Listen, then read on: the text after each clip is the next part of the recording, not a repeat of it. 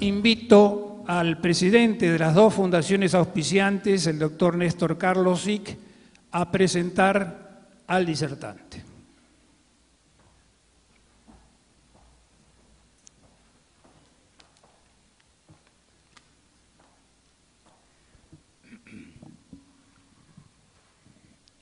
Señoras y señores, en la continuación del ciclo Argentina y el Mundo, auspiciado por la Fundación Cultural Santiago del Estero y la Fundación Hamburgo, hemos deseado programar una conferencia sobre la República Argentina frente al Bicentenario, porque consideramos que faltando muy poco tiempo para que se cumplan 200 años desde la gesta de mayo de 1810, constituye una obligación ineludible para todos los habitantes de este país reflexionar acerca de nuestro pasado, de las circunstancias que hoy nos toca vivir y del proyecto de país que debemos proponernos para nosotros y para nuestros descendientes. Para hablar sobre este tema, hemos invitado al doctor Marcos Aguinis, uno de los más lúcidos analistas de la realidad actual, quien ya nos distinguiera con su visita en otras oportunidades. A lo largo de su existencia, nuestro visitante ha venido sosteniendo en todas sus obras, discursos, conferencias y actuaciones públicas la necesidad y la obligación de que todos los argentinos debemos actuar como ciudadanos libres y civilizados, conscientes de que nuestros derechos terminan en el lugar donde comienzan los de nuestros semejantes, que debemos comprometernos a participar y vivir en una sociedad realmente justa y solidaria, y asumir el compromiso permanente de respetar todos y cada uno de los derechos y obligaciones consagrados por la Constitución Nacional. Esa coherencia entre su mensaje y su conducta pública y privada lo han llevado a publicar este año su última obra titulada Pobre Patria Mía. Este libro es de lectura imprescindible para quienes hoy se preocupan por el colapso de nuestras instituciones y el permanente deterioro de nuestra vida social, económica y política. En la contratapa del mismo se resumen las preocupaciones del autor al consignar que Marcos Aguinis recurre al lamento final de Belgrano para poner el estetoscopio sobre el corazón de esta pobre patria y reportar sin anestesia un diagnóstico angustioso. Fuimos ricos, cultos, educados y decentes. En unas cuantas décadas nos convertimos en pobres, maleducados y corruptos. La crónica periodística recoge día a día datos que no son nuevos, males que sin embargo van tomando formas cada vez más difíciles de revertir. La pobreza en la educación da lugar a una falta de valores básicos, que a su vez abre camino a la corrupción, que forja siempre una matriz perversa que desemboca en el absolutismo y así siguiendo. ¿Qué hacer cuando no se soporta más, cuando en la atmósfera quema la arenilla de una cólera que no se sabe de dónde viene ni a dónde va? Posiblemente el disertante nos comente esta noche, frente a esta triste realidad, algunas propuestas para revertir la situación, que nos motiven a esperar que la llegada del Bicentenario constituya una especie de refundación nacional, donde se respeten las normas contenidas en nuestra Constitución y donde comencemos a vivir un auténtico federalismo. Doctor Aguinis, muchas gracias por estar nuevamente en Santiago del Estero.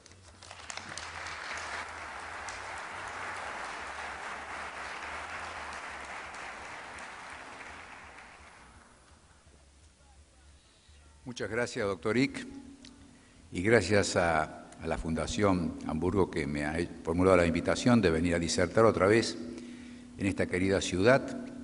Me siento muy halagado por la cantidad muy grande de público que se ha reunido. Lamento que haya gente parada, pero bueno, estoy en uno de los lugares que tiene una gran vibración patriótica, porque esta es la madre de ciudades. La he visitado en varias ocasiones y la he citado con enorme cariño en mi novela histórica La gesta del marrano. Por otra parte, estamos, como dijo el doctor Ick, frente a la inminencia del Bicentenario de mayo y 6 años después el bicentenario de la independencia. Y esto es una celebración, es una celebración, es algo que nos tiene que poner felices. La Argentina cumple 200 años de país independiente, pero sin embargo hay un contraste notable con el estado de ánimo que tenía nuestro país, nuestro pueblo, cuando celebró el primer centenario. Hay algunos revisionistas históricos, algunos originales, otros que se la pasan plagiando, pero que nos han envenenado el alma y nos quieren hacer aceptar que en el primer centenario no hubo tanta alegría, no hubo tanto progreso, no hubo tanta riqueza.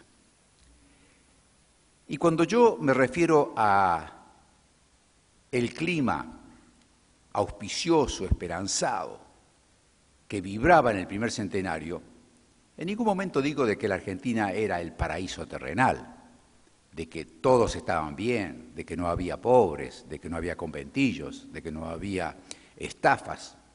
Existía todo eso, por supuesto. Ningún país en la tierra es el paraíso terrenal, pero hay países que están mejor y hay países que están peor. La Argentina era un país que cada vez mejoraba más, cada vez. Y cuando llegó el primer centenario, era un lugar que suscitaba la curiosidad del mundo entero. Porque el puerto de Buenos Aires era equivalente al puerto de Nueva York. Los europeos que emigraban hacia América, porque en Europa había hambre, había guerras, había problemas de diverso tipo, no tenían mucho conflicto en elegir cuál sería el destino de ellos, si Nueva York o Buenos Aires, porque los dos lugares eran pórticos dorados de progreso, de un progreso rápido, de movilidad social, de esperanza. Y entonces, los que quieren refutar esta afirmación que yo hago y que seguramente la hacen todos ustedes, de que en el primer centenario reinaba una atmósfera festiva, optimista, llena de esperanzas, se puede consolidar con un hecho que es muy elocuente. ¿Por qué venían millones de personas a la Argentina? La movilización migratoria se hace de donde uno está peor hacia donde uno está mejor. En Europa, por ejemplo, llegan los inmigrantes de África, pero no veo muchos europeos que se vayan a vivir al centro de África, ¿no? Yo no veo suizos, ni franceses, ni Alemania que se vayan a vivir a Zambia, a Uganda, a Ruanda, a Sudán, eso no ocurre. Más bien, de África van a Europa. Lo mismo pasa con los mexicanos que van a Estados Unidos. No son norteamericanos que van a venir a México o a América Central. Unas excepciones hay, pero la tendencia es esa. Y la gente venía a la Argentina porque acá, a principios del siglo XX, es decir, para la época del primer centenario, hasta los sueldos, los salarios, eran más altos que lo que se pagaba en Suiza, en Francia, en Italia. Los salarios aquí eran más altos. Y la Argentina, entonces, del primer centenario era un país optimista, un país que argentinizaba rápidamente a las diversas corrientes inmigratorias que llegaban con distintos idiomas, distintas costumbres, distintas creencias, pero se argentinizaban rápido. En esa época tuvo un gran auge el llamado cocoliche. Las corrientes italianas, que eran muy numerosas, les costaba aprender rápidamente castellano y hacían una mezcla de italiano con castellano y se llamaba el cocoliche, y hubo muchas obras teatrales, sainetes especialmente, que se escribían en el llamado cocoliche, que es ese idioma intermedio. Pero paulatinamente se fue consolidando el castellano. Pero también existía, por otro lado, un afán de progreso. Y los que llegaban de allá no solamente eran pobres, venían también muchos analfabetos. No venía lo mejor de Europa, venía la gente que estaba desesperada en Europa, que estaba mal en Europa, que estaba pobre, que era objeto de persecuciones, que no tenía esperanzas. Y llegaban aquí muchas personas, muchas familias cuyos, digamos, abuelos o padres eran analfabetos, pero ya querían que el hijo fuera a la universidad. Y de ahí surge el famoso sainete, que tanto se repite, con ese título que dice, mi hijo el doctor. querían que el hijo vaya a la universidad. Venían siendo analfabetos y ya querían que el hijo fuera a la universidad. ¿Y eso ocurrió? Por supuesto que ocurrió. Grandes científicos, grandes académicos argentinos han tenido padres analfabetos. Y esa era la Argentina del primer centenario. Ahora, ¿por qué fue tan brillante ese momento, tan esperanzado? ¿Por qué en el primer centenario el mundo entero estaba curioso por enterarse de lo que aquí pasaba? Y llegaban figuras del nivel del presidente Clemenceau de Francia. Después vino Albert Einstein, vino Ortega y Gasset. Venían Kaiserling, venían figuras de mucha importancia a enterarse qué era esto. En el extremo sur de América existía un país que era un verdadero milagro. Hace poco me llegó una copia del diccionario enciclopédico español. Había un diccionario enciclopédico español del año 1919 y dice Argentina. Entonces describe a la Argentina diciendo tiene tantos kilómetros, la capital federal, y después dice, es un país de un crecimiento tan rápido que no se sabe si dentro de pocos años no será la potencia más importante de América por arriba de los Estados Unidos. 1919, España. Fíjense ustedes entonces cómo estaba ese país. Cuando yo publiqué este libro, Pobre Patria Mía, donde doy un palo bastante fuerte a los responsables más visibles, digamos, de nuestra decadencia, porque tenemos que reconocer que todos tenemos una cuota de responsabilidad en esto, algunos dijeron, no, pero la Argentina en aquella época no era tan feliz, también había pobreza, también había huelgas, también había delincuentes, la prostitución, sí, claro que había, pero la tendencia era otra. Y esa tendencia diferente se inauguró con la Constitución de 1853. Y aquí llego yo a lo que podríamos llamar el corazón, el núcleo de mi disertación, que consistiría en esclarecer dónde está quizá el conflicto básico argentino que nos impide caminar en forma recta, no como un borracho, caminar en forma recta hacia un progreso sostenido. A mí me parece que hay un enfrentamiento entre dos herencias contradictorias. Una herencia proviene de la etapa colonial, que tenía sus aspectos positivos, por supuesto, y eso hay que señalarlo en Santiago del Estero, la fundación de ciudades, la incorporación de un idioma como el castellano o español, que se convirtió en nuestra lengua, la evangelización, ciertas instituciones que se fueron construyendo acá, porque este era un territorio casi vacío, con grupos indígenas que no eran como los incas del Perú ni los aztecas de México, sino que eran mucho más primitivos, mucho más atrasados. Bueno, esos son los aspectos positivos que tuvo la etapa colonial, pero había aspectos muy negativos. Y los muy negativos se vinculan a que la metrópoli era una monarquía absolutista. Una monarquía absolutista. Y esa monarquía absolutista significaba que la ley estaba por debajo del rey. El rey estaba por arriba y la ley por debajo. Y el rey podía modificar la ley como quisiera. Y eso llevaba a un régimen donde no se entendía lo que era la democracia. Y, por ejemplo, los famosos juicios de residencia que se hacía a los funcionarios que el rey designaba en la metrópoli, eran los juicios de residencia que se hacía a quienes cumplían una función acá y después volvían a España. Esos juicios de residencia se arreglaban de acuerdo a los amigos que uno tenía en la Corte de Madrid, no demostrando que la gestión fue buena o mala. Y eso de tener un amigo en la Corte es algo que hasta el día de hoy sigue funcionando en nuestro país. Entonces, es lo que dice el viejo Vizcacha. Lo que dice el viejo Vizcacha, ¿no es cierto?, en el Martín Fierro, hacete amigo del juez, no le debe que quejarse. No te hagas amigo de la ley, ¿para qué? Eso es una tontería. Hacete amigo del juez. Y esa trampa, eso viene justamente del absolutismo, de la ausencia de democracia. Porque la ley no está por arriba de todos, sino que la ley está por debajo. Y es curioso que esto haya tenido tanta vigencia en países cristianos. Porque el cristianismo deriva de una tradición donde la ley está por arriba de los hombres. la ley es dictada por Dios y los hombres la tienen que obedecer. Eso es lo que nos cuenta la Biblia.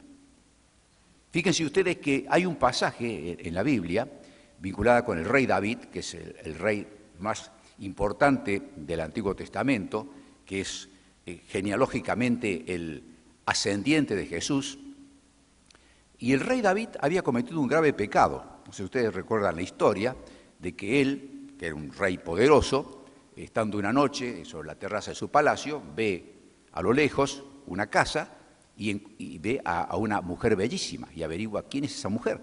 Dicen, pues esa mujer es la esposa de tu general, del general, no me acuerdo, Uzi se llamaba, Uri, algo así, el general de tus tropas. Y David estaba tan embelesado con esa mujer que dijo, bueno, ordenó que ese general fuese a atacar a algún pueblo con el que estaba en conflictos y que lo pusieran en el frente para que muriera en la batalla. Y muere en la batalla. Después que muere, entonces él le ofrece a la viuda que se case con él. Y la lleva a su palacio y se casa con él. Bueno, pasa un tiempo, la mujer queda embarazada y aparece el profeta Natán. Los profetas en la Biblia no son aquellos que adivinan el futuro como se ha deformado actualmente. Los profetas anuncian ciertas cosas importantes del futuro, pero básicamente el profeta se caracterizaba por ser la voz de Dios o la voz del pueblo que denunciaba justamente las inequidades que había.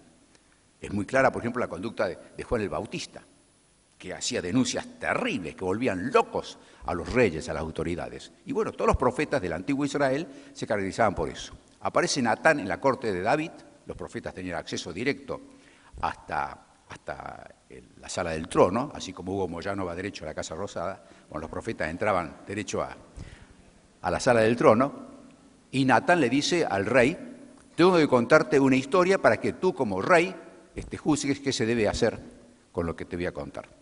Había un pastor muy rico que tenía una gran cantidad de ovejas, casi se perdían las ovejas en el horizonte.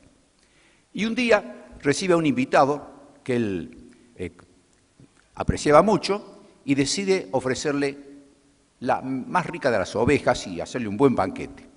Pero dijo, mi vecino dice, tiene la mejor de todas las ovejas, porque tiene una sola oveja, dice. Tiene una sola oveja y la cuidó tanto, que realmente es la oveja más sabrosa que hay en esta zona. Por lo tanto, él ordenó que le roben la oveja a ese vecino, la hizo carnear y la ofreció en el banquete a la visita. Entonces el rey David se pone de pie y dice, ese hombre merece la pena de muerte. ¿Cómo teniendo tantas ovejas le quita la única oveja que tenía el vecino? Merece la pena de muerte. Y entonces el profeta le dice, Majestad, acabas de firmar tu propia sentencia. Eso acabas de hacer con tu general, que tenía una sola mujer. Vos como rey, en ese momento se practicaba la poligamia, tenés un montón de mujeres. Has matado a ese general para quitarle su única mujer. El rey queda paralizado y entonces le dice el profeta, Dios tiene un proyecto mucho más importante para tu gestión, por lo tanto, dice, no vas a ser tú el que muera, sino que morirá el hijo que va a tener esta mujer. El rey David se viste de luto, como se hacía en aquella época, se arroja ceniza en la cabeza, se desgarra las vestiduras, reza, ayuna, pidiéndole a Dios que él tenga clemencia. Nace el niño y el niño muere. Y Dios lo castiga al rey por haber violado la ley. Es decir, el rey no puede hacer lo que quiere. Hay una ley que está por arriba del rey. Y sin embargo, nosotros hemos olvidado esa tradición y nos hemos acostumbrado a que la ley se ajusta como traje a medida, como se hacía antes, de acuerdo a lo que el gobernante del turno le conviene. Se reforma una constitución, se hacen reelecciones, se cambian artículos institucionales, en fin, de acuerdo a lo que le conviene al mandamás de turno. Y esta violación de la ley es algo que viene de la herencia colonial. ¿Por qué? Porque el modelo que nosotros teníamos era de un rey absolutista, dueño de todo. Junto con eso se agregaba el monopolio. Había un monopolio acá, no se podía negociar con cualquier parte, no se podían traer, llevar, vender a cualquier país, no, solamente con España, la idea del monopolio. Junto con eso estaba una tradición de los hidalgos. Los hidalgos sentían que el trabajo era una humillación. Los hidalgos no trabajaban, trabajaban los indios, después se trajeron los negros, pero el hidalgo se la pasaba vistiéndose con uniforme militar, jugaba a las cartas y por ahí fabricaba hijos, porque era un entretenimiento que lo gratificaba bastante, con las indias, por cierto, y sin reconocerlo muchas veces. Otra tradición nefasta de la época colonial. Se agrega a eso la intolerancia a cualquier tipo de disidencia, política, religiosa, lo que sea. Y se produce dentro del cristianismo ese cáncer que fue la Inquisición, que tuvo mucho más fuerza en España y Portugal que en Italia, donde estaba el Vaticano, donde estaba el Santo Padre.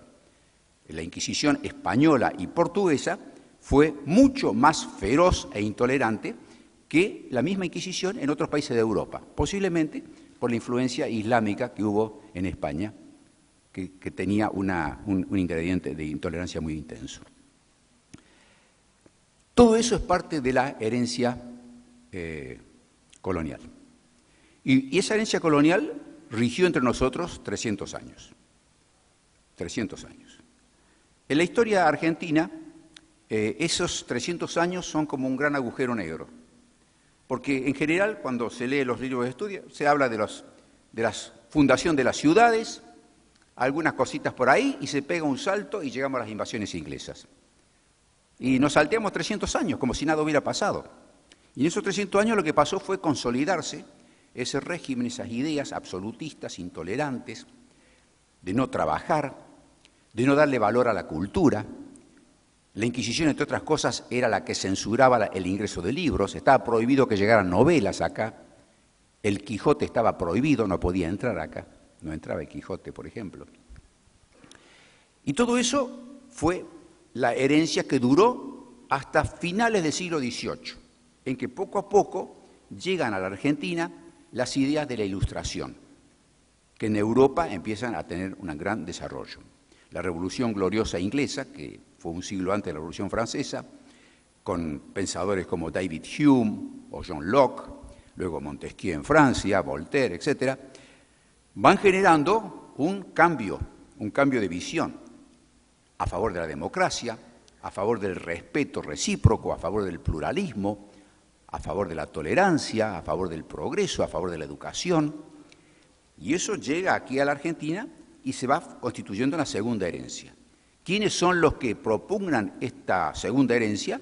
Bueno, nuestros padres fundadores, Moreno, Castelli, Belgrano, San Martín, todos ellos pertenecían a ese tipo de mentalidad. Y esto es la Revolución de Mayo, con esas ideas. Y continúa, por cierto, en la Convención de 1816, cuando se proclama la independencia. Pero, como estaba la herencia autoritaria, aquí nosotros tuvimos los epígonos de los encomenderos, que originariamente fue una institución positiva, porque el encomendero, la palabra misma lo dice, era una persona a quien le encomendaban una tarea positiva, que era evangelizar, organizar y hacer progresar a los indígenas. Pero el encomendero se olvidaba de que él tenía una misión, tenía un deber, una obligación. Él pensaba en sus derechos. Dice, tengo indígenas a mi servicio, bueno, que trabajen para mí. Y esos encomenderos, a su vez, tuvieron sus herederos, que fueron los caudillos.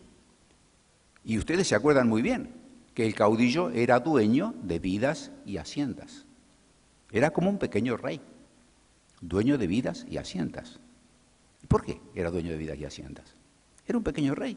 Democracia no se sabía lo que era.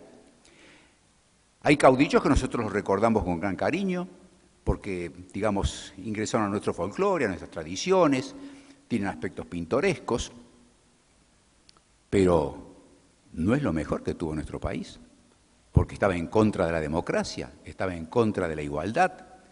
Los caudillos estaban por arriba de la ley, ellos ajustaban la ley de acuerdo a sus conveniencias, a sus intereses, ellos. Y bueno, ahí ocurre cuando Manuel Belgrano, que era un hombre de la Ilustración, como lo señalo yo en mi libro, cuyo título está inspirado en sus palabras finales, era un hombre de una enorme cultura, además de un manejo muy refinado del idioma español. Él hablaba otros 4 idiomas con bastante fluidez: inglés, francés, italiano y un buen manejo del latín. Fue académico en España, abogado, economista y aquí también general. Ese hombre, Manuel Belgrano, ese gran prócer que tuvimos nosotros, ese gran padre de la patria, muere en 1820 y ve que el país que él soñaba, que él contribuyó con tanto esfuerzo y sufrimiento a levantar, a independizarse, se está cayendo en pedazos por las luchas fratricidas entre caudillos que eran pequeños monarcas, que decían defender al pueblo, pero más o menos defendían al pueblo, defendían la condición de ser dueños de vidas y haciendas. Y entonces muere pronunciando esa palabra: pobre patria mía, o ay patria mía. Él no sabía que 30 años después el país iba a hacer un giro copernicano. Pero después de la muerte de Belgrano y la anarquía que hemos padecido nosotros, se produjo un retorno a la primera herencia. El país retrocedió a la etapa colonial, porque Rosas tuvo un título muy acertado, muy justo. Le llamaron el restaurador de las leyes. ¿De qué leyes? ¿La de Mayo? No, las leyes de la colonia. Por eso Rosas fue intolerante, tenía la mazorca para degollar a todo el que empezara diferente, no le importó la educación bajó hasta producir un nivel de analfabetismo extraordinario, y cuando él es derrotado en la batalla de Caseros en 1852, el país que nos deja, Rosas, porque algunos quieren elogiar que ha sido un gran patriota, no voy a entrar en ese debate, yo voy a señalar simplemente datos objetivos. ¿Qué nos dejó Rosas cuando se fue a Inglaterra, donde lo recibieron con mucho cariño, como si no hubiera sido realmente un enemigo de Inglaterra? No fue enemigo de Inglaterra, eso, pero no quiero entrar en ese detalle. ¿Qué nos dejó Rosas? Nos dejó un país que tenía menos habitantes que Chile. Era un gran desierto Argentina. Era el país con más alto nivel de analfabetismo de toda América Latina, desde México hasta Chile. El país con mayor número de analfabetos. No existía un solo kilómetro de línea férrea, siendo que ya Estados Unidos extendía las líneas férreas desde el Atlántico hasta el Pacífico. Y en Europa se había empezado a tender la línea férrea del Oriental Express, que iba desde París hasta Estambul. Aquí ni un kilómetro de líneas férreas. No se sabía qué era la agricultura, y eso lo cuenta muy bien el Martín Fierro. El gaucho no sabía plantar nada, ni una flor, no existía eso, nada. La ganadería eran los saladeros. Era un país donde había un grupo pequeño de gente rica. No se puede hablar de capitalismo de amigos, porque en aquella época no había capitalismo, pero eran los que estaban cerca de Rosa, los anchorenes, en fin, ese grupito. Y lo demás era la pobreza, la miseria. Ese es el país que nos dejó Rosas. Y ahí se produce un gran milagro, que la Argentina es bendecida con 2 grandes patriotas, de un extraordinario talento.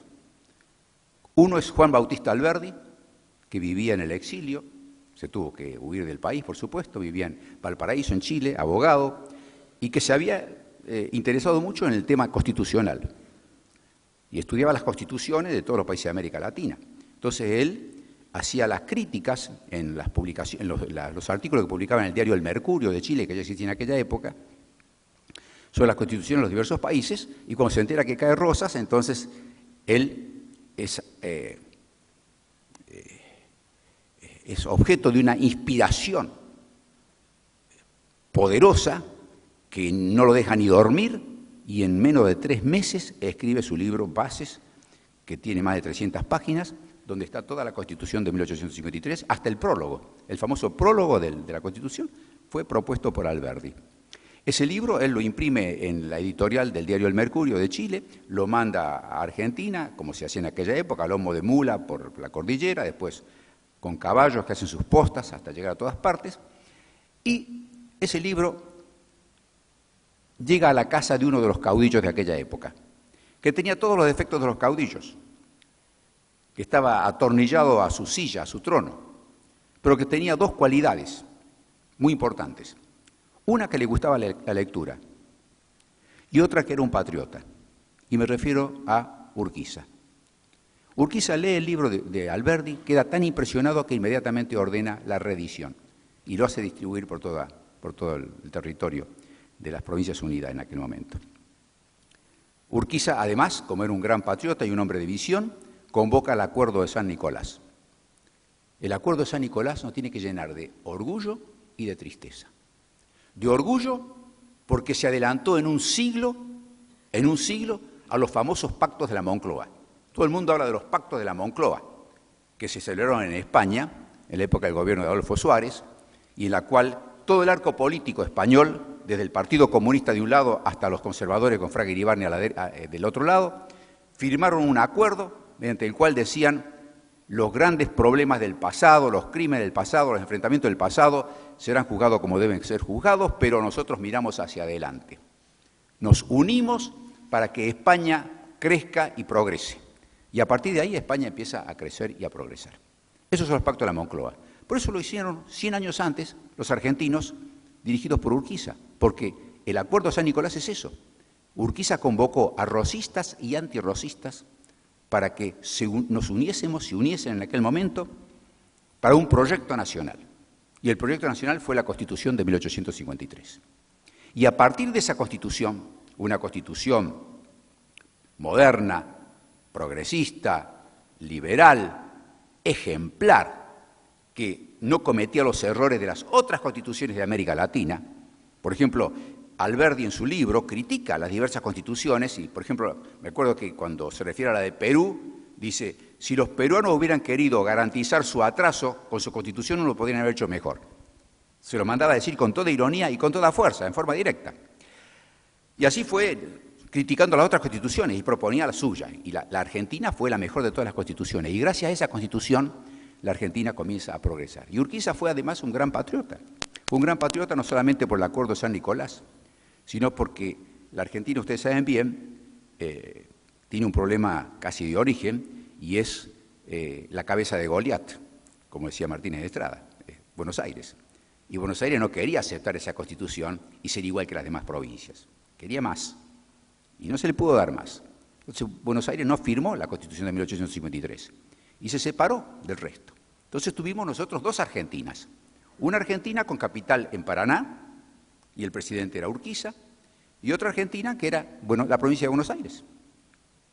Estábamos divididos como Alemania después de la guerra. Alemania Oriental, Alemania Occidental, Alemania comunista, Alemania capitalista. Eran dos países. Y bueno, son dos países que mantenían una permanente tensión.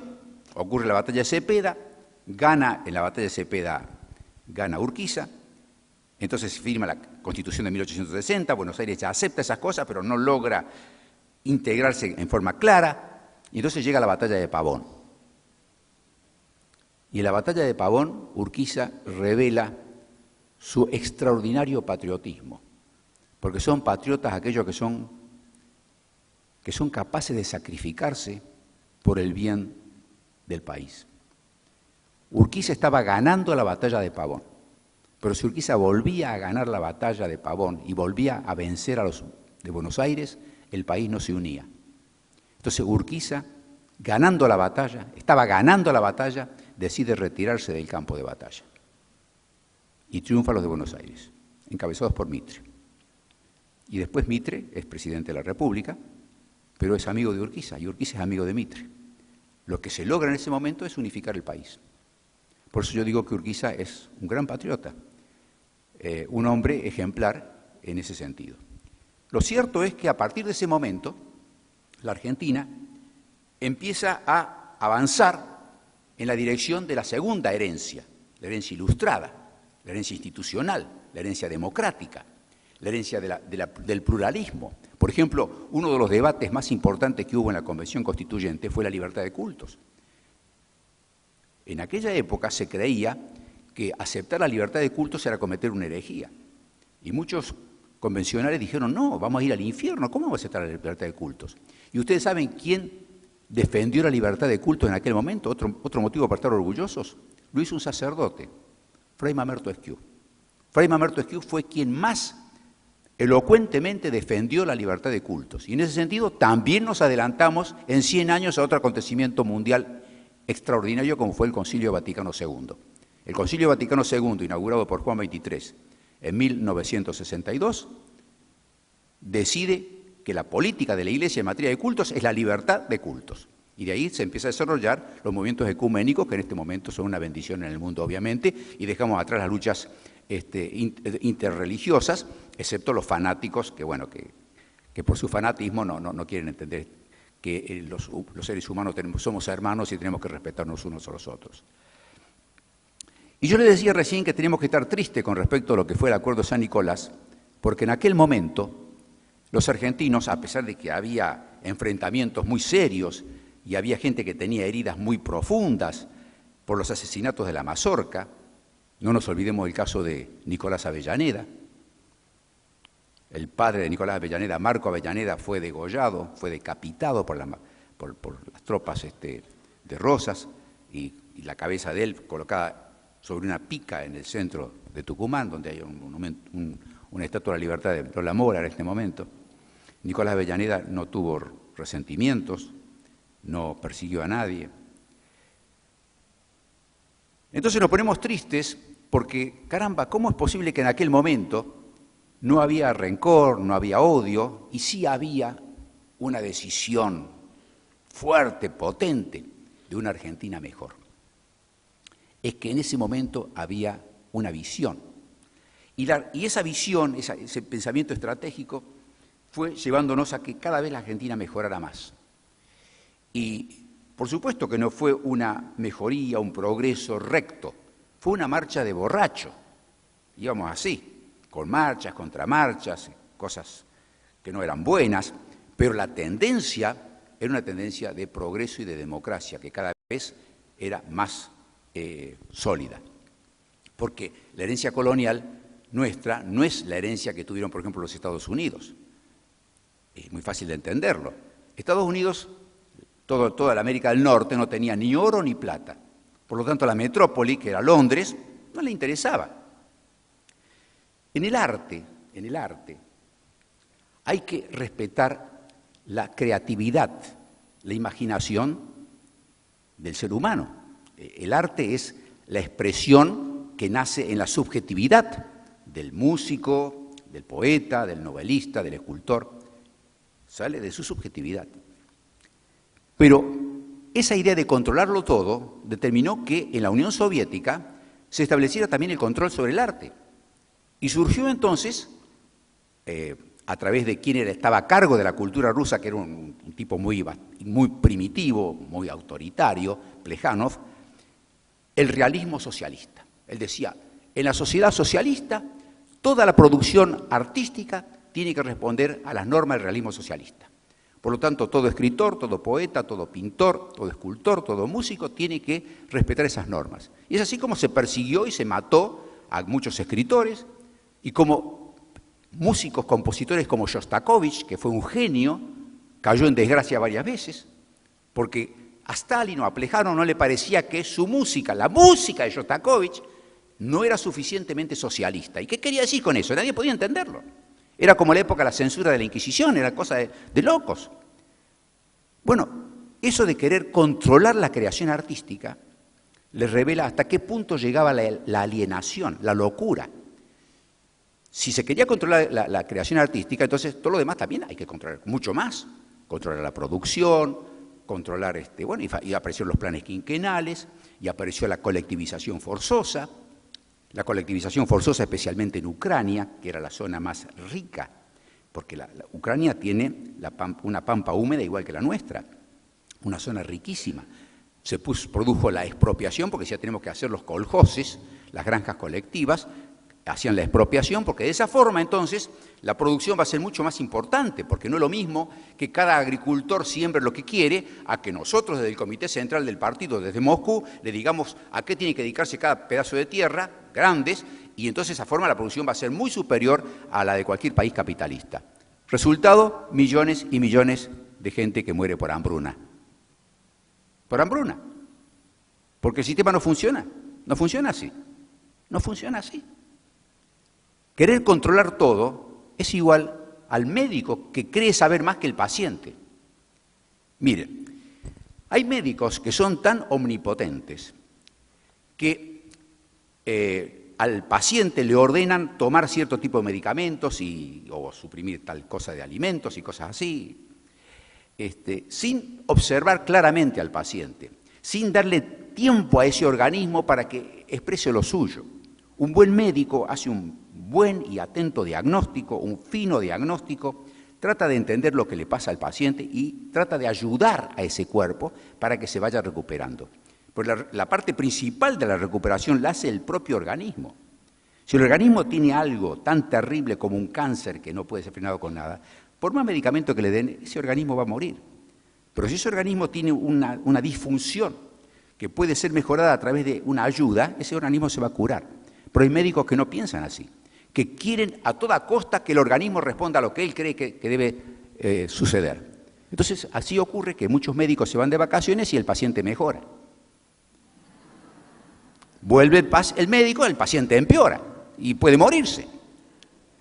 Y eso pasa con la sociedad, con todos nosotros. Porque todos nosotros, todos los argentinos, todos los habitantes del planeta, somos como las células de un organismo. Y entre nosotros vamos ajustando, intercambiando, apoyando, compitiendo, como en un organismo. Y entonces, si se deja que la sociedad funcione, la sociedad marcha bien. Cuando se quiere intervenir en esa sociedad y se la quiere manejar en forma absolutista, esa sociedad empieza a marchar mal. Y en la década del 20 se empezó a imponer en el mundo el criterio de que había que controlar. Y eso produce el golpe de Estado de Uriburu, que era un hombre fascista, que se declaró admirador de Mussolini y era fascista.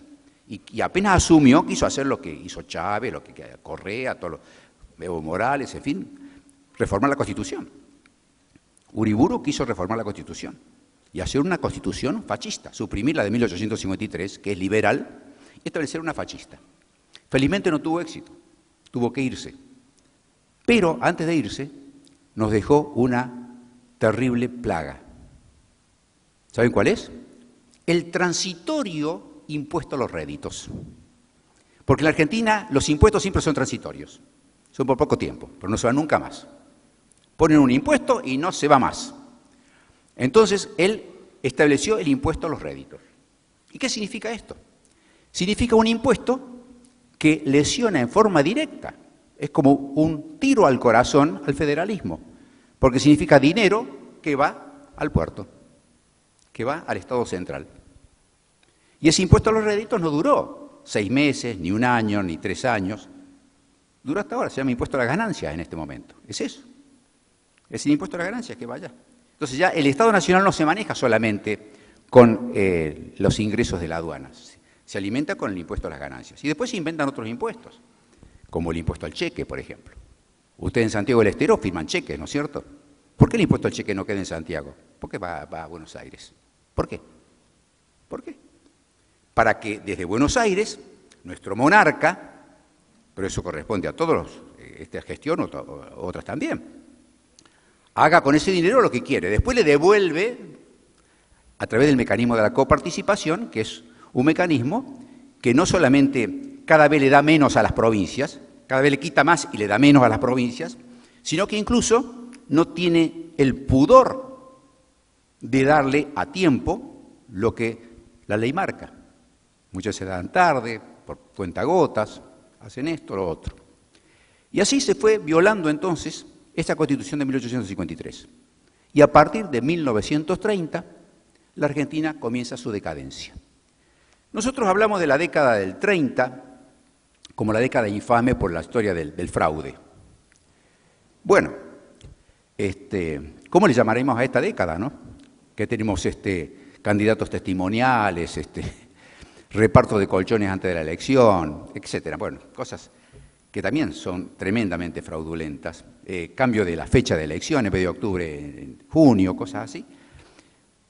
Pero la década del 30 fue infame no solo por el fraude, fue infame porque dejó penetrar el veneno autoritario, controlador, estatista en la Argentina. En 1935 se crea el Banco Central y se crea la Junta controladora de granos, de carnes, de la papa, de lo que sea. Controlar todo, controlar, controlar. Y esos controles son como cadenas que impiden que la sociedad funcione libremente.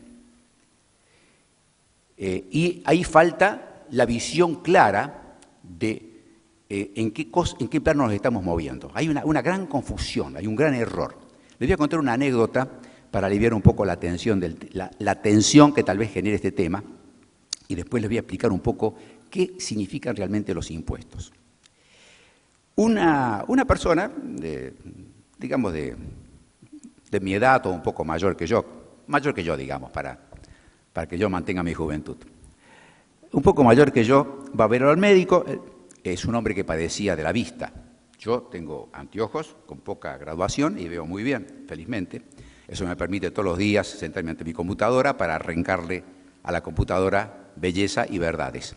Bueno, este paciente va a ver al médico, el médico lo revisa, le dice, mire, la verdad es que usted está bastante bien. Dice, sí, pero no veo bien, dice el paciente. Sí, efectivamente, tiene un problema de la vista que no se puede corregir. Así que va a tener que cuidarse, andar con prudencia, algo ve, de manera que tiene que conformarse, por lo demás está bien. El paciente le dice, bueno, vea doctor, le tengo que decir que felizmente Dios me ayuda todo el tiempo de una manera excepcional, soy un privilegiado. No le entiendo por su salud general, que está bastante bien, dice, no por mi salud, dice, por el problema de mi vista. Dios me protege tanto que fíjese, cuando yo de noche me levanto para ir al baño, abro la puerta del baño, Dios me prende la luz. Y cuando salgo, cierro la puerta del baño, Dios me apaga la luz. ¿Cómo? Dice, sí, es así. Yo me levanto, camino unos pasos, llego al baño, abro la puerta, se prende la luz, me voy, se apaga la luz. Y eso lo hace Dios, porque me cuida.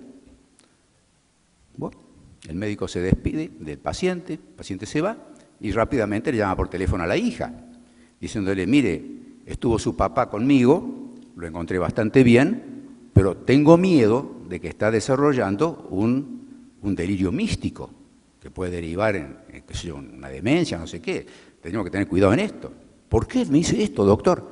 Y bueno, él me cuenta que cuando se levanta de noche, abre la puerta del baño, Dios le prende la luz, y cuando se va, Dios le apaga la luz. Y la mujer dice, ¡ay, qué me está diciendo! ¡Qué terrible, qué terrible! ¿Por qué terrible? ¿Qué terrible? Sí, dice, terrible, terrible. Ha vuelto a su costumbre de orinar dentro de la heladera.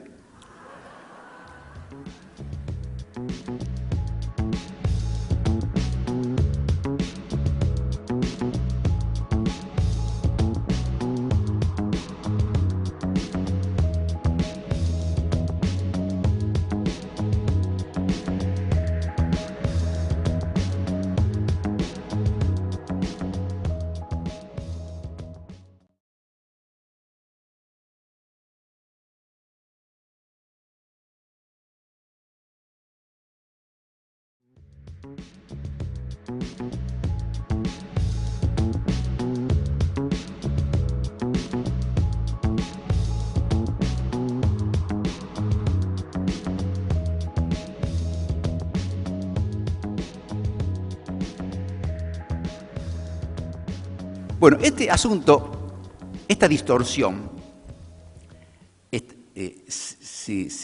se asocia con lo que yo quiero explicarles ahora.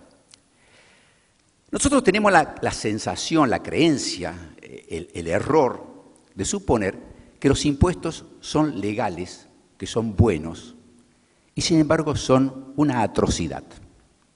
¿Cuándo nacen los impuestos? El llamado tributo. El tributo es muy antiguo, viene de la prehistoria. Es cuando una tribu, o después un pueblo, o una nación, o un imperio, se imponía sobre otro. Entonces la alternativa era o los mataban a todos o le pagaban un tributo. ¿Cómo hacía Roma para tener el dominio de toda la cuenca del Mediterráneo? Iba conquistando pueblos a los que los dejaba vivir, no los mataba, pero decía, tienen que pagar un tributo. Y entonces cada pueblo, para no ser atacado por las tropas romanas, le mandaban trigo, le mandaban ovejas, le mandaban vacas, le mandaban barcos, en fin, era el tributo. Era el tributo.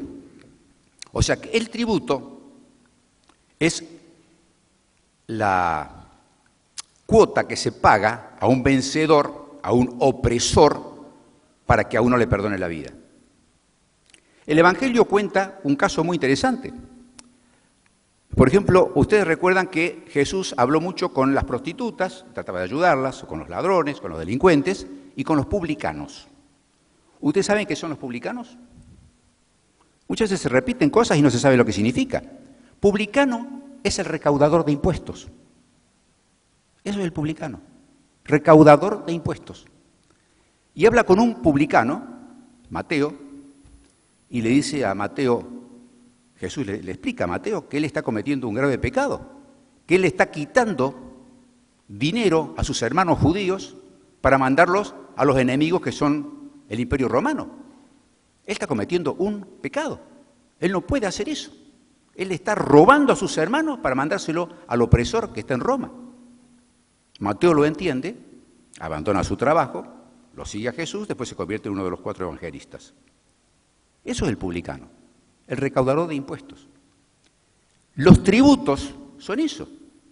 Es el que nos domina, el que nos oprime, que nos quita para perdonarnos la vida.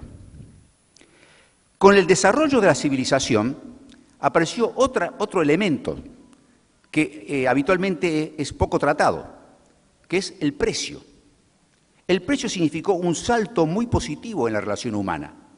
Yo, por ejemplo, hago este vaso y digo, este vaso tiene este precio. ¿Qué sé yo? Vale 10 pesos. Muy bien. Estoy al frente con otra persona que dice, bueno, yo quiero que me vendas esa bolsa de pan, ¿cuánto vale? ¿Vale 10 pesos? Bueno, intercambio, te doy el vaso, vos me das el pan. Empieza el trueque. Empieza el trueque a través del precio. El precio es una relación civilizada, donde uno respeta al otro. Yo te doy algo que vale tanto, vos me das un equivalente. Yo no te quito más de lo que corresponde. Si este vaso vale 10, yo no te puedo pedir que me des pan por algo que valga 10 veces más. Me vas a dar lo mismo que te doy yo. El precio es la relación civilizada de la humanidad. Y el precio va desarrollando lo que se llama el mercado. El mercado no es una institución manejada por un poder extraordinario, extraterrestre. No. El mercado somos nosotros, los ciudadanos, que producimos distintas cosas. Cosas que son materiales, cosas que son subjetivas, cosas que son conocimientos, ciencias. Muchas cosas producimos. Ya la producción no es solamente material. Hay producciones que tienen mucho más valor y que tienen menos materia. Por ejemplo, un teléfono antiguo era mucho más pesado, tenía mucho más materia que un celular chiquito, que actualmente no pesa nada, que tiene menos materia, pero tiene más material. Entonces hay distintos precios ahí. El teléfono viejo ahora tiene precio porque como no existen, porque es un objeto casi de coleccionista, tiene precio porque logra durar a través del tiempo, pero tiene un precio. Entonces, el precio es muy distinto del tributo. Y la rebelión que se producía contra el imperio babilonio, contra el imperio asirio, contra el imperio griego, contra el imperio romano, contra todos los imperios, la rebelión para no pagar tributo era una rebelión completamente justificada, porque era la rebelión de la libertad. Fíjense que en Estados Unidos, cuando se produce la Guerra de la Independencia, la metrópoli británica le pedía más impuestos a los colonos norteamericanos de lo que debían pagar con respecto al número de sus representantes. No había representantes americanos en la metrópoli. Entonces dijeron, no imposition without representation. No hay impuestos sin representación. Es decir, yo te doy el dinero, pero tengo que tener un representante que me defienda. y que sepa qué se hace con eso que yo te doy. Pero en la actualidad, y especialmente en la Argentina, nosotros pagamos impuestos y alguien nos dice qué se hace con esos impuestos, a dónde va ese dinero, ¿hay cuentas claras? ¿Hay cuentas claras? Aquí se dan manotazos a la propiedad privada, se quita dinero de la gente para que vaya a una caja que es, bueno, un barril sin fondo y que se distribuye a discreción del que nos manda, que en vez de funcionar como nuestro empleado, que el empleado del pueblo, funciona como si fuera nuestro rey absoluto, como si fuera el dueño de todo, de vidas y haciendas, y hace lo que quiere. Entonces, aquí hay una visión muy equivocada de las cosas. Hay muchos argentinos que evaden, son considerados delincuentes. Ahora, los que cobran los impuestos y no nos dicen qué hacen con ese dinero, ¿no son delincuentes? Yo creo que hay una suerte de resistencia de la sociedad, muchas veces a pagar, no porque no se quiera pagar, sino porque se siente que hay una gran injusticia en eso que a uno le quitan. Y aquí nos encontramos con otro problema muy serio, y es que hay un sector de la sociedad que no entiende qué es la producción y solamente supone que la riqueza es el resultado de la especulación. Esto de que el resultado de la especulación tiene cierto enganche con la idea que impuso Marx en la época en que no podía tener otros conocimientos, que es el de la plusvalía. La plusvalía, según Marx, ya fue estudiado también por otros autores antes, pero él lo desarrolló muy bien, es el plus con el cual se queda el empresario del trabajo. El trabajador produce una determinada cantidad de objetos y el empresario le paga al empleado una cifra, pero se queda con la diferencia. Esa es la plusvalía. Hoy en día, y eso se aplicó después a los países, es decir, los países se enriquecen porque van y explotan a otros países que son las colonias, le quitan sus riquezas y esos países se vuelven ricos. Pero esto respondía a un mundo diferente al que empieza a desarrollarse en el siglo XX, porque en el siglo XX tenemos países que no explotan a ningún otro país y que se han desarrollado y se han enriquecido en base solamente a la inteligencia, como es, por ejemplo, Singapur. Singapur, ¿a qué país oprime? ¿A qué país ocupó Singapur? Y sin embargo, Singapur es una gran potencia. Nueva Zelanda le va muy bien. ¿A qué país oprime? ¿A qué país explota? ¿A qué país le quita las riquezas? Lo mismo Australia, lo mismo Canadá. La riqueza se produce actualmente, no solamente se quita. En cambio, la mentalidad especuladora cree que la riqueza es algo que ya está, como por ejemplo el cofre de un pirata, que está lleno de joyas, y lo que hay que hacer es sacar joyas de ese cofre. Por eso se habla de la distribución del ingreso. La distribución del ingreso, la distribución de la riqueza. Sí, pero ¿y la producción de la riqueza? Porque si solamente distribuimos lo que hay en ese cofre, llega un momento que vamos al fondo del cofre y no hay más riqueza, que es lo que está pasando en Argentina. Como no hay producción, como no hay inversión, cada vez somos más pobres.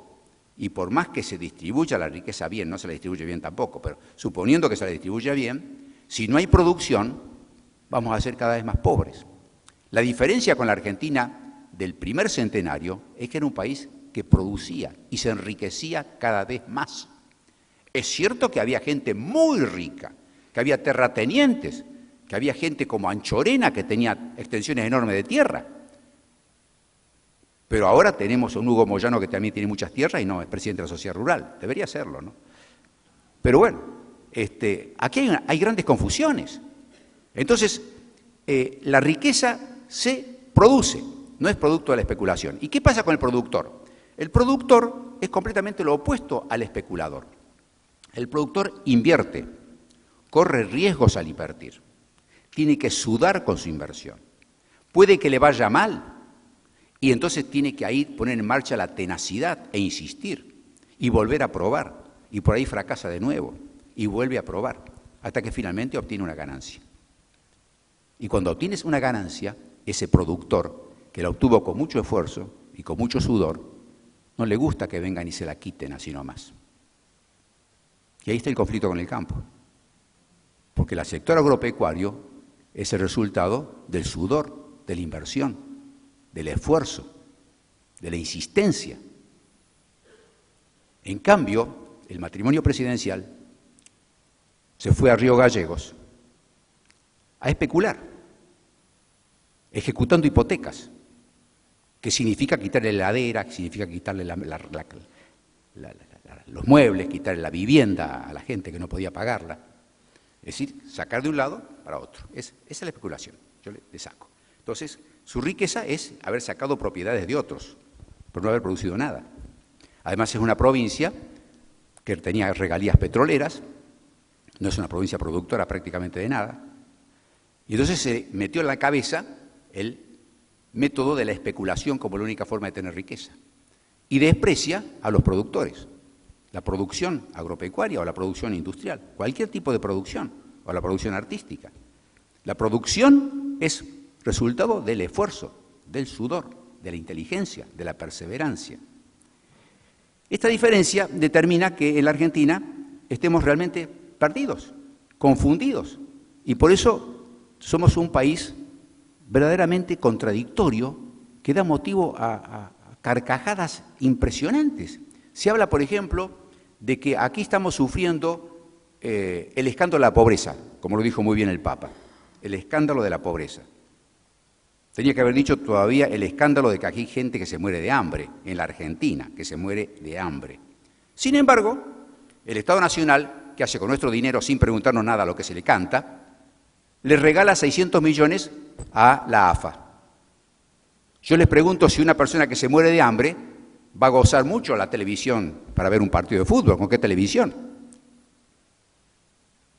¿Cómo es posible que se estén tirando 600 millones de pesos, no sé si son dólares o pesos, para clubes que son ineficientes y que mueven millones de pesos y que venden jugadores a cifras astronómicas, mientras hay gente que se muere de hambre? ¿Cómo es posible que hayamos aceptado como retardados mentales la teoría de que la Argentina necesita una aerolínea de bandera que surque los cielos para que la Argentina tenga presencia internacional? ¿Cómo no hemos tragado semejante embuste? Chile tenía una línea de bandera que se llamaba Varig. Quebró y Chile no tiene más Brasil no tiene más línea de bandera. Brasil no tiene más línea de bandera. Suiza tenía una línea de bandera que se llamaba Swissair. Quebró, no hay más línea de bandera suiza. Dinamarca tenía una línea de bandera que se llamaba SAS. Quebró, no hay más línea de bandera. Estados Unidos tenía una línea de bandera que se llamaba Panam, que estaba al fondo de la avenida Park, ¿se acuerdan ustedes? Un gran edificio con un letrero enorme. Quebró, chau. Un modelo. Otro modelo, Chile. Chile tiene una compañía aérea que se llama LAN Chile y usa la palabra Chile y pinta sus colas con la bandera tricolor de Chile y surca los cielos del mundo. Es una de las mejores compañías aéreas del mundo. Está creciendo todo el tiempo e incluso une ciudades dentro de la Argentina. LAN Chile es privada. No le cuesta $1 a ningún chileno. No le cuesta $1 al Estado chileno. Y los accionistas de LAN Chile pagan impuestos al Estado chileno. En cambio acá no. Acá tenemos Aerolíneas Argentinas, una empresa que recibe diariamente para quemar 7 millones de pesos. No por semana, no por mes, no por año, por día. Por día. Cada día una parva de 7 millones al que se le prende fuego. Con lo que se gasta en un solo día, con el déficit de aerolíneas, se termina el hambre en nuestro país. El hambre cero se lo puede lograr con un solo día que se queman aerolíneas. Para colmo de los colmos, hay 12 empresas aéreas que hace 4 años que están pidiendo autorización para volar y no se la dan. Para que Aerolíneas siga manteniendo una suerte de submonopolio, porque LAN Chile, por supuesto, está metida y hay algunas pocas otras empresas que andan por ahí. Esto no es de locos, es de manicomio realmente. Es como una anécdota que les conté hace un tiempito, no sé si fue acá o en otro lado, de un jefe de un manicomio que tenía tantos pacientes que no sabía cómo disminuir su número para poder darles de comer. Y entonces decidió hacerles un test de lógica para poder darlos de alta y evitar que no lo juzgaran a él por mala praxis. Y pensó que la mejor forma de ver si tenían algún pensamiento lógico era una pregunta de aritmética. Entonces se formó una fila de locos y le pregunta a uno de ellos, decime cuánto es 6 por 6. Y el loco piensa un poco y dice, 1000. No, está mal, que siga el tratamiento, no tiene pensamiento lógico, no sabe nada. Que venga el siguiente y le pregunta, ¿cuánto es 6 por 6? Y este le contesta, después de pensar un rato, que parecía que ya encontraba la respuesta, dice, martes. Bueno, no, este está peor que el anterior, que se vaya. Viene el tercero, ¿qué pasa? El tercero ya estaba cansado y dice, no voy a conseguir nada. ¿Cuánto es 6 por 6? Y el otro dice, 36. Ah, por fin uno. Te voy a dar de alta, te voy a dar de alta. Pero decime, ¿cómo llegaste a este resultado? Ah, muy fácil, dividí 1000 por martes. Entonces, esto es lo que hacemos los argentinos. Hablamos de la redistribución del ingreso, hablamos de la justicia social, hablamos del modelo, y estamos actuando como en un manicomio, como en un manicomio. ¿Cómo es posible que quememos 7 millones de pesos por día por algo que no necesitamos? Cada vez la aerolínea argentina viaja menos gente. Es una empresa característicamente que siempre sale tarde o llega tarde. Y para colmo de los colmos, los empleados de Aerolínea Argentina, si queremos cuidar el trabajo de los trabajadores de Aerolínea Argentina, pueden inmediatamente conseguir empleo en las otras 12 compañías, si se las habilitara. Entonces realmente es un país trastornado. Y este país trastornado está entrando en su segundo bicentenario. Y entonces entramos al segundo bicentenario con un conflicto muy duro entre las dos herencias. Por un lado está la herencia colonial, autoritaria, ignorante, manipuladora, hipócrita, y por otro lado la herencia democrática, ilustrada, que está buscando justamente los caminos de los países exitosos. Los caminos de los países exitosos son muy sencillos, son muy claros, y lo hemos tenido en la Argentina. La Argentina anduvo por un camino exitoso, que fue la Constitución de 1853, políticas de Estado como la política educativa o política sanitaria con la construcción de hospitales y cosas por el estilo, la liquidación de una serie de enfermedades que aquí en la Argentina eran terribles, como el paludismo, el mal de Chagas, etcétera, que ahora están volviendo a crecer. Ahora tenemos mucho más Chagas, tenemos mucho más tuberculosis que antes. Es decir, sanitariamente la Argentina no está nada bien. Se viene pronto la plaga del dengue. Terminamos con una y empezamos con otra. Y vamos hacia el bicentenario y con esa lucha entre esas dos tendencias. Y la tendencia autoritaria, la tendencia a manejarnos como si fuéramos corderos de un corral, como si fuéramos infradotados, es la que está prevaleciendo. Sin embargo, no tenemos que perder las esperanzas porque se están formando en todas partes espacios de reflexión, de pensamiento crítico y de indignación por lo que nos ocurre. De indignación. Pero la indignación no es una indignación como la que están propugnando desde el atril de la Casa Rosada, del odio, de la división. No. Es de decir, ¿cómo es posible que se apliquen políticas de enfrentamiento, de confrontación y de un absurdo total, siendo que la solución está al alcance de las manos? Para tomar una imagen quizá metafórica o literaria, diríamos que estamos caminando por el fondo de un profundo zanjón, tan profundo que ni siquiera entra la luz y entonces no vemos bien, estamos como ese viejito que confundía el baño con la heladera, estamos confundidos, pero si logramos trepar la pared, al lado está la autopista que nos lleva a un crecimiento sostenido. La Argentina tiene todo para ser un país floreciente, un país próspero, un país donde haya trabajo de sobra, donde haya movilidad social nuevamente, donde nuestras universidades, donde nuestros hospitales sean realmente tan eficientes y hermosos como lo habían sido antes. Y solamente hace falta poner en práctica las medidas de una verdadera república. Una república que tenga un Congreso donde esté el centro del poder, porque en las verdaderas repúblicas el poder está en el Congreso. No solamente en los regímenes parlamentarios. En Estados Unidos, fíjense las dificultades que tiene Obama para aprobar una ley. El Congreso, y tiene mayoría en el Congreso, sin embargo el Congreso es el Congreso. Ahí está el centro del poder. En cambio aquí el Congreso fue, qué sé yo, una escribanía del Ejecutivo. La justicia, asustadísima. Los argentinos fuimos muy ingenuos, creíamos que Cristina de Kirchner iba a mejorar la institucionalidad, nos vendieron eso, que iba a mejorar la institucionalidad, porque como fue tanto tiempo senadora, pero como los argentinos no observamos, no miramos, no somos críticos, nos dimos cuenta que cuando ella fue senadora, ella obligó a la mayoría justicialista del Senado a votar la reforma de la composición del Consejo de la Magistratura, para que tenga una mayoría oficialista. Y el Consejo de la Magistratura, en este momento, no es un lugar que vela para que tengamos mejores jueces y para que los jueces y los fiscales actúen con mayor independencia. No, es una guillotina. Allí se le corta la cabeza al juez o al fiscal que se atreve a juzgar o procesar a un funcionario de este gobierno.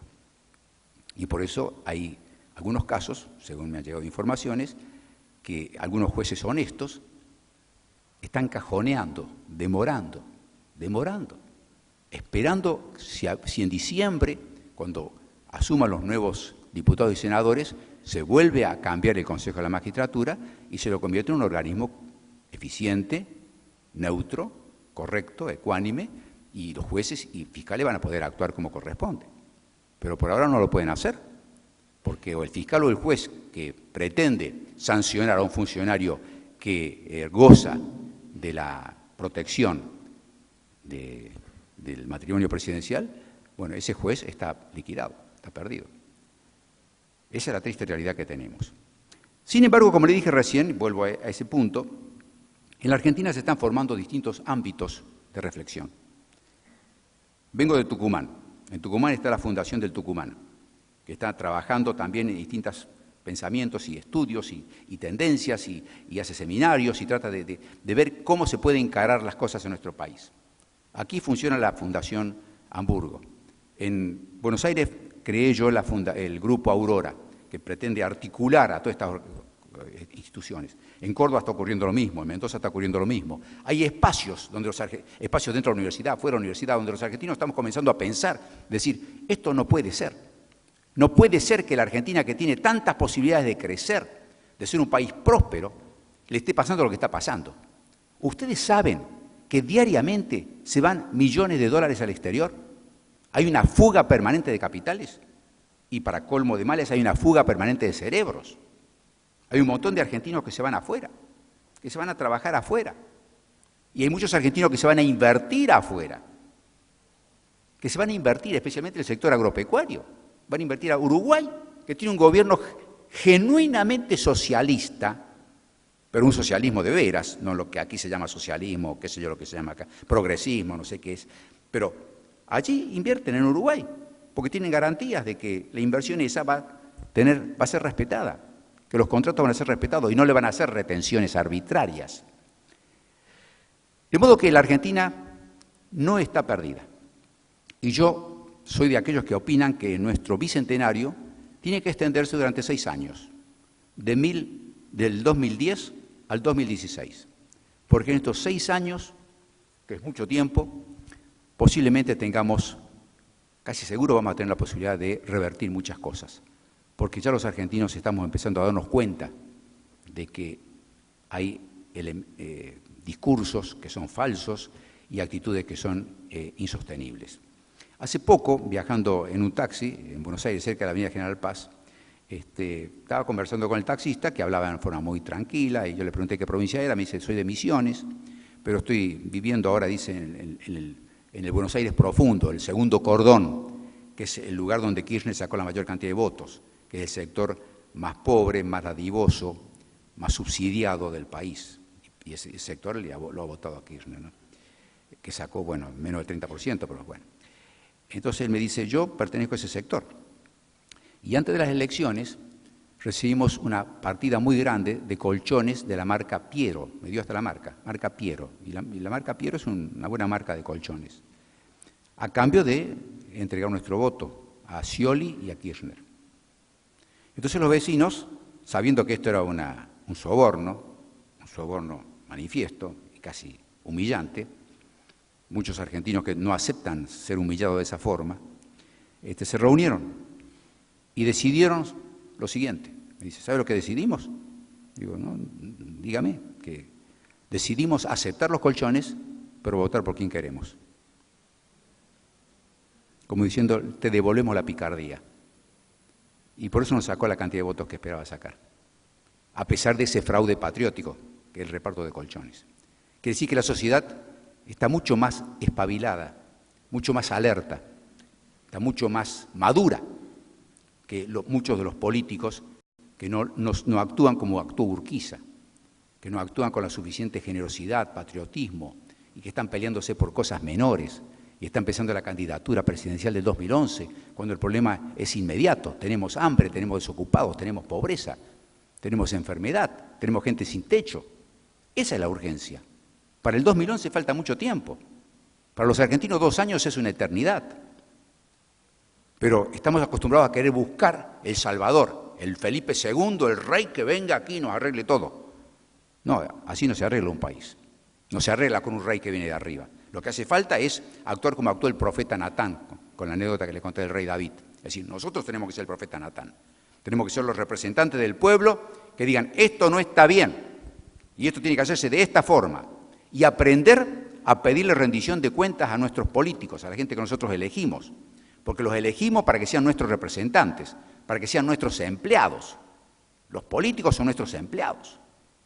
Los elige el pueblo para que trabajen para nosotros, no que nosotros trabajemos para ellos. Eso tenemos que incorporarlo claramente en la cabeza. Por eso, a pesar de que hay tantos políticos que son notables, que son las excepciones que debemos respetar y que debemos elogiar y que son los que tienen que cumplir un gran rol, yo suelo admirar una frase de Bernard Shaw, que tenía un gran sentido del humor, pero que decía grandes verdades a través del humor. Decía, a los bebés y a los políticos hay que cambiar los pañales seguido y por las mismas razones. Muchas gracias.